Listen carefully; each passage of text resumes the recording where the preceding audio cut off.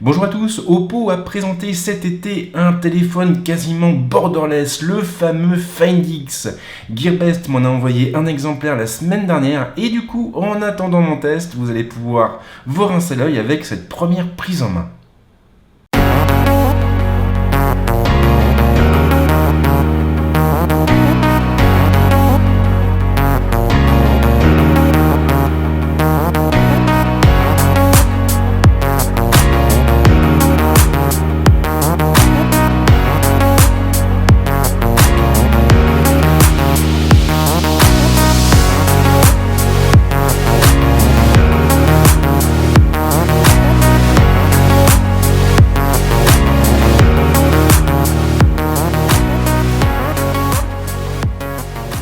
Oppo est une marque très connue en Chine et dans les autres pays asiatiques, mais un petit peu moins en Europe.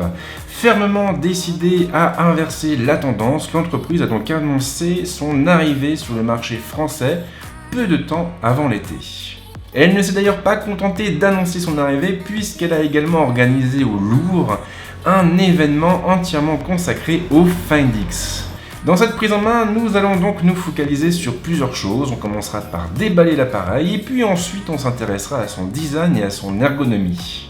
Et pour commencer, nous allons donc nous intéresser à ce qui se trouve dans cette jolie boîte. On attaque donc avec le déballage du téléphone.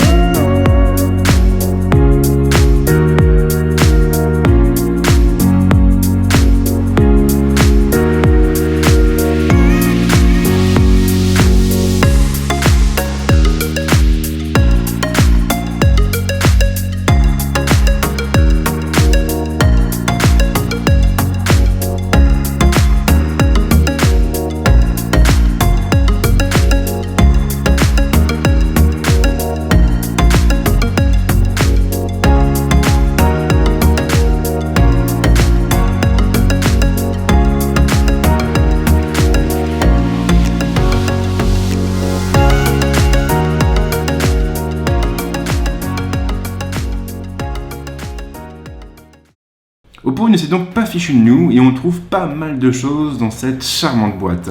Maintenant, il ne faut pas oublier que le Find X est proposé à un prix de 999 €, on est quasiment à un SMIC, et du coup, je trouve que pour ce prix-là, c'est plutôt sympa d'avoir pensé à mettre une coque en silicone dans la boîte. Le Find X ne fait aucun compromis sur les matériaux, le terminal est en effet doté d'une belle coque en verre renforcée par un châssis en métal.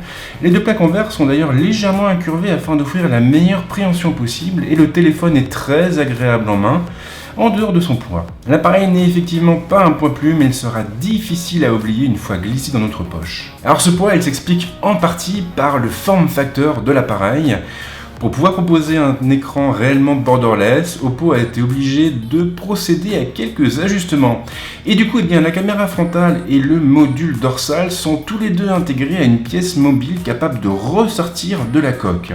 Et cette pièce, pour l'animer, il a fallu mettre en place une série de mécanismes et évidemment un moteur. Étrangement, ce système n'a pas d'impact sur l'épaisseur du téléphone. On est donc sur des dimensions qui sont plus ou moins équivalentes à celles d'un OnePlus 6, et la seule différence finalement se trouve au niveau du poids de l'appareil. Ce n'est cependant pas la seule particularité du téléphone puisque ce dernier est également dépourvu de lecteur d'empreintes. Le processus d'identification s'appuiera ainsi entièrement sur la reconnaissance faciale.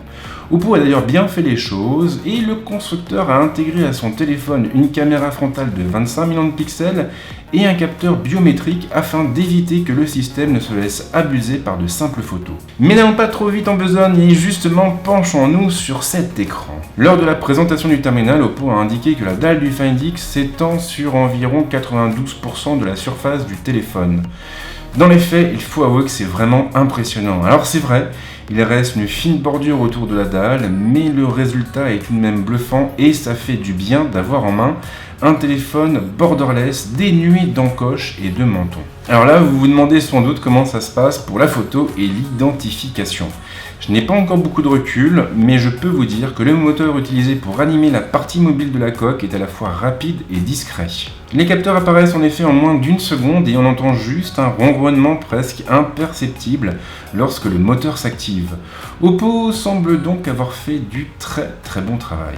Le reste de l'ergonomie est plutôt classique, les boutons du volume se trouvent sur la tranche gauche et le bouton de mise sous tension est placé de l'autre côté sur la tranche droite. Le connecteur est situé pour sa part sur la tranche inférieure entre la grille du haut-parleur et la trappe d'accès aux cartes. L'emplacement de cette trappe peut surprendre, c'est vrai, mais Oppo n'a pas dû avoir beaucoup de choix au niveau de l'agencement des composants du terminal. D'ailleurs, il faut noter que le constructeur a opté pour une formule assez étrange puisque la trappe comporte deux emplacements situés de chaque côté. Pendant très longtemps, les constructeurs chinois se sont contentés de suivre aveuglément leurs homologues américains, japonais, coréens ou même taïwanais, mais le marché a beaucoup changé durant ces 5 dernières années. Huawei occupe désormais la seconde marche du podium, et d'ailleurs on a Oppo et Vivo qui ont prouvé à maintes reprises leur savoir-faire certes, mais surtout leur faculté d'innovation. Le Find X s'inscrit pleinement dans cette dynamique et il suffit d'avoir le téléphone en main pendant quelques minutes pour comprendre qu'on se trouve face à un téléphone pas tout à fait comme les autres. La question qu'on peut se poser bien évidemment c'est de savoir si toutes ces particularités justifient le prix de vente du terminal. Là on est sur un ticket d'entrée qui se situe tout de même à 999 € et on ne peut pas dire que le Find X soit vraiment bon marché. Mais pour pouvoir répondre à cette question, il faudra bien évidemment attendre mon test. Je n'ai pas encore assez de recul pour pouvoir juger de la pertinence de ce téléphone, ni même de ses fonctions, mais c'est promis, on en reparle très vite. En attendant, si vous ne savez pas quoi faire et si vous avez aimé cette vidéo, vous pouvez toujours vous abonner à la chaîne, activer la petite cloche et puis bien sûr lâcher 1 ou 2 likes histoire de bien faire les choses. Quant à nous, on se retrouve très vite. Je vais prendre à peu près 15 jours de vacances, mais c'est promis, dès mon retour, vous aurez le droit à plein de vidéos très sympathiques. A très vite. Ciao.